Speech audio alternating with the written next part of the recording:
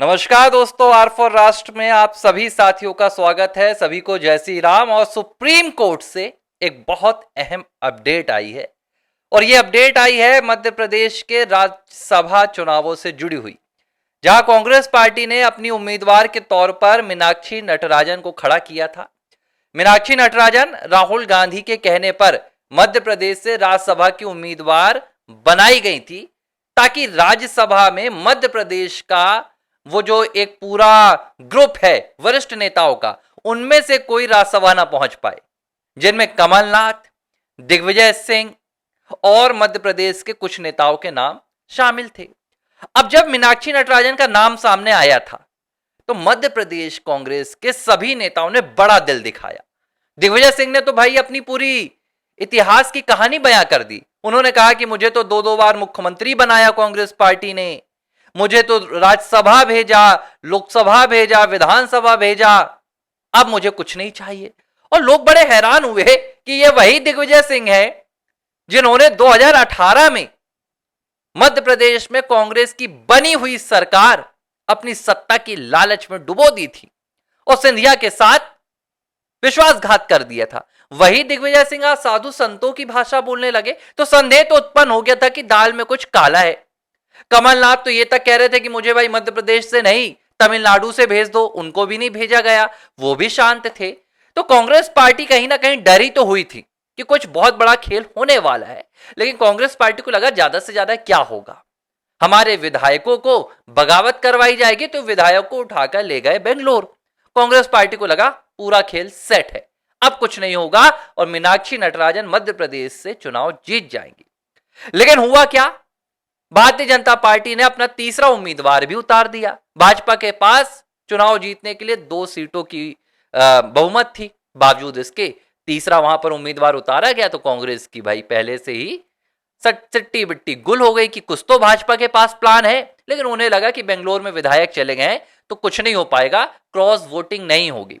लेकिन जब मीनाक्षी नटराजन ने अपना नामांकन दाखिल किया तो नामांकन दाखिल होने के बाद जो भाजपा के राज्यसभा के उम्मीदवार थे महेश केवट, उन्होंने जाकर रिटर्निंग ऑफिसर के सामने आपत्ति दर्ज करा दी और उन्होंने कहा कि मीनाक्षी नटराजन ने अपने खिलाफ दायर एक मामले का ब्यौरा इस फॉर्म में नहीं दिया है, नामांकन पत्र में नहीं दिया है, जो कि चुनावी प्रक्रिया के खिलाफ है।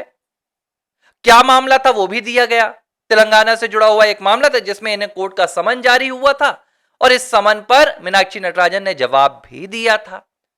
अब होता क्या है कि बहुत सारे लीगल एक्सपर्ट आ गए और उन्होंने कहा कि भाई कानून के हिसाब से ऐसा गलत है, वहां पर जो मामला था वो मीनाक्षी नटराजन के खिलाफ अभी दर्ज नहीं हुआ है, तो उनका नामांकन जो है वो खारिज नहीं होना चाहिए। अब इस पूरे मामले को कहां ले गया, नामांकन मतलब खारिज होने के बाद कांग्रेस पार्टी सुप्रीम कोर्ट ले गई। कांग्रेस ने कहा बीजेपी ने खेल कर दिया, लोकतंत्र के खिलाफ है, ऐसा है वैसा है, हम तो सुप्रीम कोर्ट जाएंगे, सुप्रीम कोर्ट से न्याय मिल जाएगा। सुप्रीम कोर्ट सर्वोच्च अदालत है। अब देखिए, मामला सुप्रीम कोर्ट में गया, आज सुनवाई हो रही थी और सुप्रीम कोर्ट ने इस पूरे मामले में कांग्रेस पार्टी की बोलती बंद कर दी। सुप्रीम कोर्ट ने स्पष्ट शब्दों में कह दिया कि हम चुनावी प्रक्रिया पर दखल नहीं देंगे, यह चुनावी प्रक्रिया है और हम चुनावी प्रक्रिया को नहीं रोक सकते, इसलिए यह मामला रद्द किया जाता है, याचिका खारिज कर दी गई। और अगर सुप्रीम कोर्ट यहां पर किसी तरह का डिसीजन लेता तो कल को क्या होता। अगर आप सोचिए मीनाक्षी नटराजन भाजपा की उम्मीदवार होती तो फिर सुप्रीम कोर्ट के निर्णय पर कांग्रेसी क्या कहते कि भाई क्या अब अदालतों से तय होगा कि चुनाव कौन जीतेगा कौन हारेगा, फिर जनता का क्या, उनके मत का क्या। तो सुप्रीम कोर्ट ने क्या किया, सुप्रीम कोर्ट ने ग्राउंड्स देखा, बोला ये चुनाव आयोग का काम है। ठीक है, अब आप कहानी समझिए, सुप्रीम कोर्ट ने तो याचिका रद्द कर दी। अब यहां पर मीनाक्षी नटराजन की हार क्यों हुई, यहां पर कांग्रेस पार्टी की हार क्यों हुई।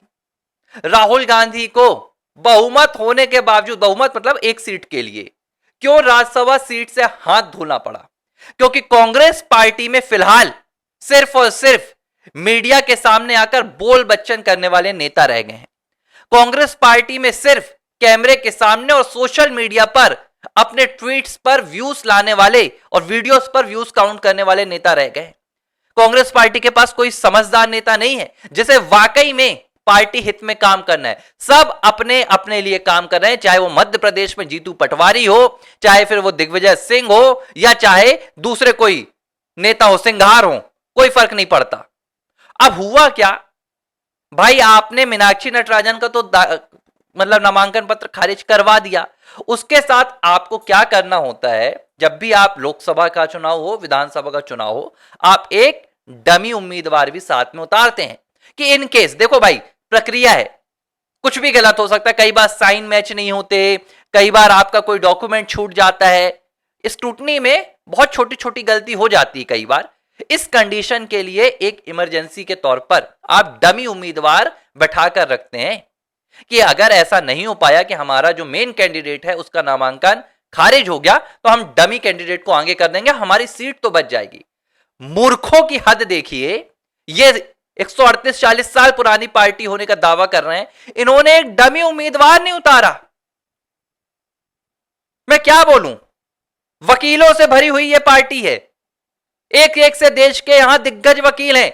अभिषेक मनु सिंघवी अब सुप्रीम कोर्ट में जाकर लड़ रहे हैं। अरे सिंघवी साहब, अगर बैठ के आपने मीनाक्षी नटराजन का नामांकन भरवा दिया होता ना, तो शायद आज मीनाक्षी नटराजन राज्यसभा पहुंच गई होती।